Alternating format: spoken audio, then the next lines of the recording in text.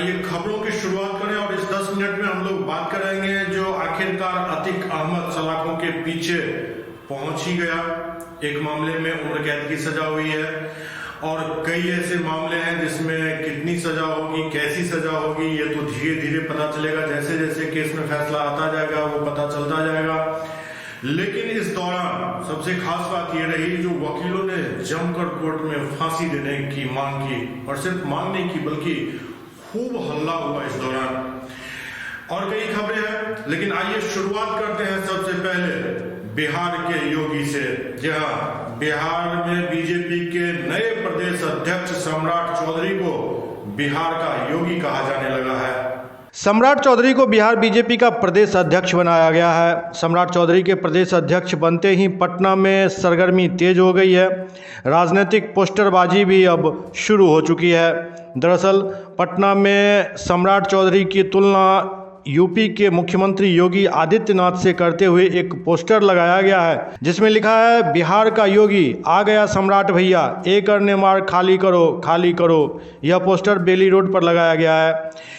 इधर JDU MLC Neeraj Kumar ने कहा कि भाजपा पर शनि की 7.5 सवार हो गया है। जिस हिसाब से एक करने मार खाली करने की बात लिखी गई है उससे तो यही लगता है जो भाजपा के मुख्यमंत्री पद के दावेदार भी अब सम्राट चौधरी ही होंगे। सोमवार को सम्राट चौधरी ने अध्यक्ष पद ग्रहण किया। दिल्ली से पटना एयरपोर्ट पहुंचने पर और वहां से भाजपा कार्यालय आने तक रास्ते में उनका जोरदार स्वागत किया गया। इधर दूसरी तरफ राजद विधायक अख्तरुल इमान शाहीन ने कहा है कि यह दिखाता है कि भाजपा के पास अपना कोई चेहरा नहीं है। हमारा एक आदमी, हमारा एक साधारण कार्यकर्ता भाजपा में जाकर प्रदेश अध्यक्ष बन रहा है। सम्राट चौधरी क्या थे? कल तक हमारे साथ थे, साधारण विधायक थे, मंत्री थे। ऐसे सैकड़ों सम्राट चौधरी हमारे पास हैं। बिहार बीजेपी के नए प्रदेश अध्यक्ष सम्राट चौधरी ने दिल्ली जाकर प्रधानमंत्री नरेंद्र मोदी से मुलाकात की। इस दौरान प्रधानमंत्री नरेंद्र मोदी ने उन्हें नए पद की शुभकामना दी। इस मौके पर भाजपा प्रदेश अध्यक्ष ने प्रधानमंत्री को श्रीमद् भागवत गीता की प्रति भेंट की। इस दौरान आगामी लोकसभा और बिहार विधानसभा चुनाव को लेकर चर्चा भी हुई। सम्राट चौधरी ने दिल्ली में बीजेपी के प्रदेश प्रभारी विनोद तावरे से भी मुलाकात की। प्रधानमंत्री से मुलाकात के बाद बिहार बीजेपी अध्यक्ष सम्राट चौधरी ने ट्वीट कर लिखा कि देश के यशस्वी प्रधानमंत्री नरेंद्र मोदी जी से मिलकर उनका आशीर्वाद एवं मार्गदर्शन प्राप्त किया। उनके कुशल नेतृत्व में राष्ट्र का सर्वांगीण विकास हो रहा है। उन्होंने मुझे बिहार बीजेपी के अध्यक्ष पद पर मनोनयन के लिए बधाई और शुभकामनाएं दी। राष्ट्रीय लोक जनता दल प्रमुख उपेंद्र कुशवाहा लगातार नीतीश कुमार और जनता दल यूनाइटेड पर हमला बोल रहे हैं। मंगलवार को उन्होंने कहा कि मुख्यमंत्री नीतीश कुमार ने राजद के साथ जाकर खुद अपने पैरों पर कुल्हाड़ी मार ली है। जदयू अब खाली डब्बा हो गया है। कुशवाहा ने दावा करते हुए कहा कि हमारी पार्टी के गठन के बाद से जेडीयू और खाली होता जा रहा है। राजधानी पटना के बापू सभागार में आयोजित चक्रवर्ती सम्राट अशोक जयंती समारोह में उपेंद्र कुशवाहा ने ये बात कही। एक सवाल का जवाब देते हुए उपेंद्र कुशवाहा ने कहा कि भाजपा ने नए प्रदेश अध्यक्ष को बनाकर जेडीयू के अंदर बची खोखरी को भी खत्म कर दिया है। उन्होंने जेडीयू में नीतीश कुमार के साथ जाने को लेकर विभिन्न कारणों को गिनाया और कहा कि अब फिर ऐसी गलती नहीं करेंगे। उगते सूर्य को अर्घ्य देने के साथ ही आज चैती छठ महापर्व का समापन हो गया।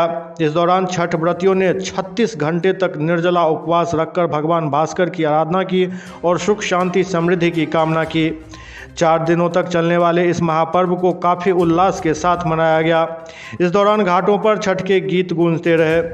पटना, बेतिया, समस्तीपुर, दरभंगा, औरंगाबाद, मोतिहारी समेत बिहार के लगभग सभी जिलों में सोमवार और मंगलवार को छठ व्रतियों की भीड़ देखी गई।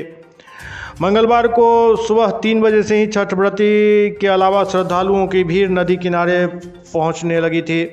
समस्तीपुर में बूढ़ी गंडक नदी किनारे दोनों ओर दर्जन से अधिक घाटों पर लोगों ने उगते सूर्य को अर्घ्य दिया। धीरे धीरे अब चैती छठ का प्रचलन भी बिहार में बढ़ता जा रहा है। पहले चैती छठ का इतना प्रचलन नहीं था, लेकिन अब धीरे धीरे यह मूल छठ के रूप में ही मनाया जाने लगा है। कल तक जिस अतीक अहमद के गाड़ी के पलटने का इंतजार लोग कर रहे थे, आज उस अतीक अहमद को उम्र कैद की सज़ा मिली है। दरअसल 17 साल पुराने उमेश पाल अपहरण केस में प्रयागराज कोर्ट ने मंगलवार को अतीक अहमद, दिनेश पासी और खान शौकत हनीफ को दोषी करार दिया। इसके अलावा बाकी 7 अभियुक्तों को बरी किया गया। माफिया अतीक और दिनेश पासी के खिलाफ 364A, 34, 120B, 147, 323/149, 341, 342, 504, 506 2 धाराएं लगाई गई। वहीं खान शौकत के खिलाफ 364 और 120B धाराएं लगाई गई और इन्हीं सब धाराओं के आधार पर इन तीनों को उम्र कैद की सज़ा सुनाई गई। अतीक अहमद को जिस मामले में सज़ा सुनाई गई है वह मामला 17 साल पुराना है। यह केस राजू पाल हत्याकांड के मुख्य गवाह रहे उमेश पाल के अपहरण का है। वही उमेश पाल जिनकी हाल में हत्या कर दी गई है। उमेश पाल ने ही अतीक के खिलाफ केस दर्ज कराया था कि अतीक ने उसके भाई का अपहरण कर उसे टॉर्चर किया था। 28 फरवरी 2006 में उमेश पाल का अपहरण हुआ था। इसके 1 साल बीतने के बाद उमेश पाल ने धूमनगंज थाने में अपहरण की तहरीर देकर मुकदमा दर्ज कराया था। इसी केस में आज अतीक अहमद और उसके गुर्गों को उम्र कैद की सज़ा मिली है। पैन कार्ड को आधार से लिंक करने की अंतिम तिथि बढ़ा दी गई है। इस काम को करने के लिए पहले 31 मार्च 2023 की तारीख निर्धारित की गई थी, जिसे 3 महीने आगे बढ़ा दिया गया है। पैन कार्ड को आधार से लिंक करने की डेडलाइन को फिर से आगे बढ़ाया गया है। पहले डेडलाइन 31 मार्च 2023 निर्धारित की गई थी, लेकिन अब ये 30 जून 2023 तक बढ़ा दिया गया है। वित्त मंत्रालय की ओर से पैन को आधार से लिंक करने की अंतिम तिथि में बढ़ोतरी करने के फैसले के बाद साफ शब्दों में कहा गया है कि अगर नई निर्धारित तिथि यानी 30 जून 2023 तक ये काम करने से लोग यदि चूकते हैं तो फिर आपका पैन कार्ड किसी काम का नहीं रह जाएगा और 30 जून 2023 के बाद इस पैन कार्ड को किसी भी तरह से यूज करने पर 10,000 रुपया जुर्माना लगाया जाएगा। फिलहाल 30 जून तक 1,000 रुपया फाइन देकर पैन को आधार कार्ड से लिंक कराया जा सकता है। दुनिया के सबसे ऊंचे रेलवे ब्रिज पर महिंद्रा बोलेरो कार दौड़ती दिखाई दी। दरअसल कश्मीर में बन रहे दुनिया के सबसे ऊंचे रेलवे आर्च ब्रिज में रेलवे ट्रैक पर महिंद्रा बोलेरो कार को दौड़ते हुए देखना एक सुखद अनुभूति रहा। इसे देखकर आनंद महिंद्रा भी हैरान हो गए। देश की प्रमुख वाहन निर्माता कंपनी महिंद्रा एंड महिंद्रा अपने दमदार स्पोर्ट्स यूटिलिटी व्हीकल के निर्माण के लिए जानी जाती है। कंपनी की बेस्ट सेलिंग यूएसपी में से एक महिंद्रा बोलेरो दशकों से सड़कों पर शानदार परफॉर्म कर रही है। लेकिन हाल ही में एक वीडियो सामने आया जिसमें एसयूवी दुनिया के सबसे ऊंचे रेलवे ब्रिज पर दौड़ती नजर आ रही है।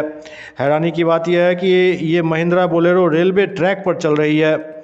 इंटरनेट पर यह वीडियो तेजी से वायरल हुआ और वीडियो देखने के बाद महिंद्रा समूह के प्रबंध निदेशक एवं अध्यक्ष आनंद महिंद्रा भी हैरान हो गए।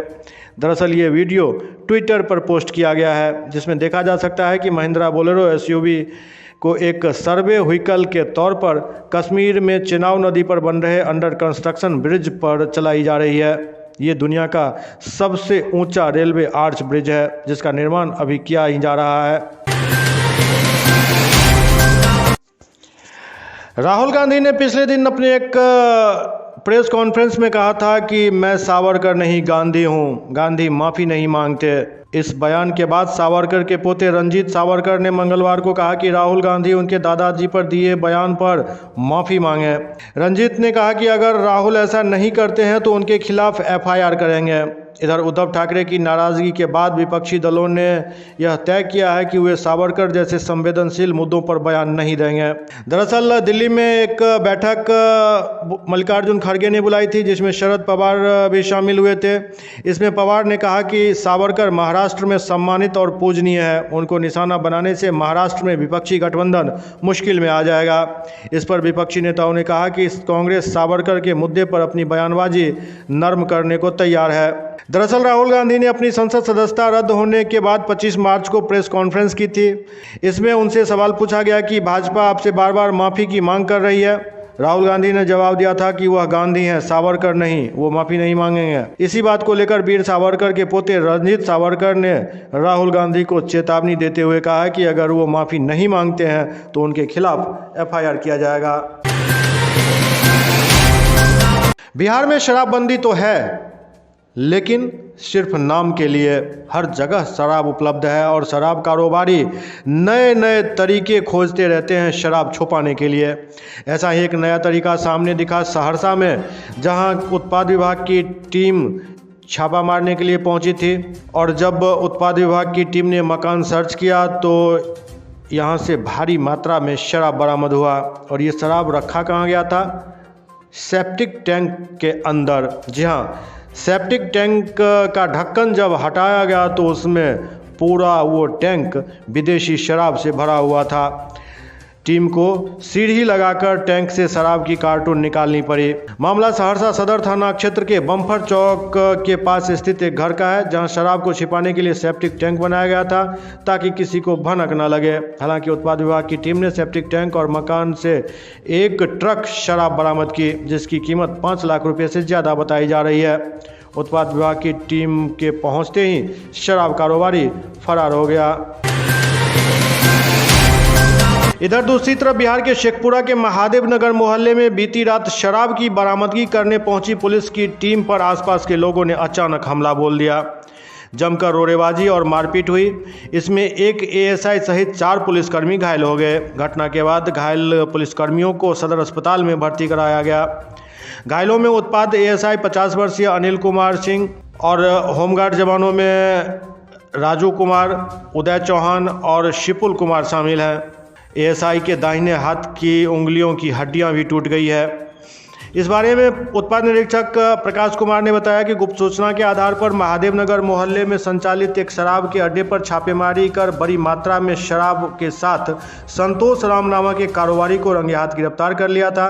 गिरफ्तार कारोबारी को छापामार टीम से छुड़ाने के प्रयास में मोहल्ले की महिलाएं और पुरुष बड़ी संख्या में इकट्ठा हो गए। इसके बाद पुलिस टीम पर अचानक हमला बोल दिया। हमले के दौरान रोड़ेबाजी और मारपीट हुई। उन्होंने बताया कि गिरफ्तार कारोबारी के साथ साथ हमलावरों के विरुद्ध अलग अलग प्राथमिकी दर्ज कर कार्रवाई शुरू कर दी गई है। लाइव मिथिला के इस अंक में अब इतना ही। अगले अंक में फिर कुछ और समाचारों के साथ आपके सामने होंगे। तब तक आप देखते रहिए लाइव मिथिला। बस सब्सक्राइब और लाइक जरूर करें ताकि खबर बनते ही सबसे पहले आप तक पहुंचे। नमस्कार।